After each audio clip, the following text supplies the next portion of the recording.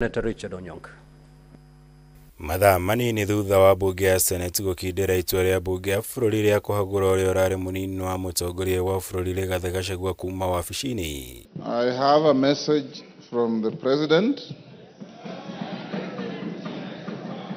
on the nomination of Professor KITHURE Kindiki, EGH, to fill the vacancy in the office of the Deputy President of the Republic of Kenya. Na speaker wa bunge ya bururi Moses Wetangula nianireire itua ria mutongoria wa bururi William RUTO kwamura minister wa ugitiri wa thiini Professor KITHURE Kindiki gutuika munini wake na kuihoria ithenya ria Gachagua thutha wake kuhagurwo kuma WABICI-INI. In view of the foregoing, honorable members, and having perused the attached documents, I am satisfied that the candidate meets the requirements under Article 148 as read together with Article 137 of the Constitution to fill the vacancy in the office of the Deputy President.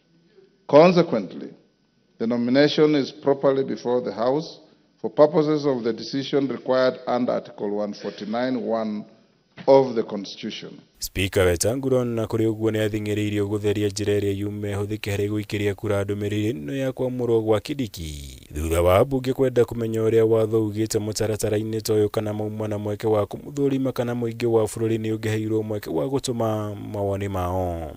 With this in mind, please guide this House on whether we shall be expected to conduct public participation in voting for the nomination to fill the vacancy in the office of the Deputy President. Is it in order for the nomination to happen today after receiving the notification? To the extent that Article 149(1) of the Constitution contemplates the House to vote upon receiving the nomination, the requirement for public participation is not applicable in this case. Ambunge othe 236 aria mauma cikaro-ini cio mothe maikirie kura kuhitukia Kindiki gutuika munini wa mutongoria wa bururi. Guku gutari mumbunge ureganire na itua riri kana ngathia kuriikiria kura. Abstentions nil, noes nil, ayes 236.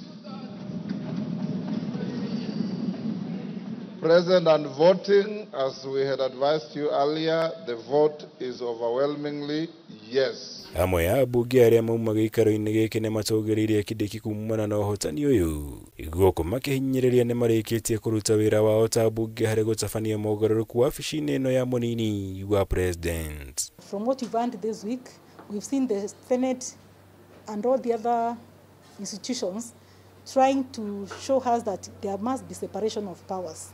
I mean, don't discuss so much something that is in court, it is the court to determine. But we pray that the court will follow the due course, is going to consider the Constitution of Kenya, is going to look at what the Constitution has for us. Whether the orders will affect the appointment itself, we wait for the legal teams to tell us.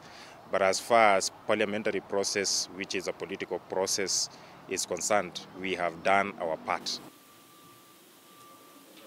Professor Abraham KITHURE Kindiki watigitio ikinya rimwe tukuyukia wabici yake rinene muno guku bururi-ini ya munini wa mutongoria wa bururi no kana ikinya riu rikahanika muthenya wa ruciu kuria araharirio gukehitithio kuyukia wabici ino ni undu wa maitho na gweterera makiria thutha wa itua ria igoti nene guku bururi-ini kurugamia mihang'o yothe ya kuihuria ithenya riri ria Gachagua.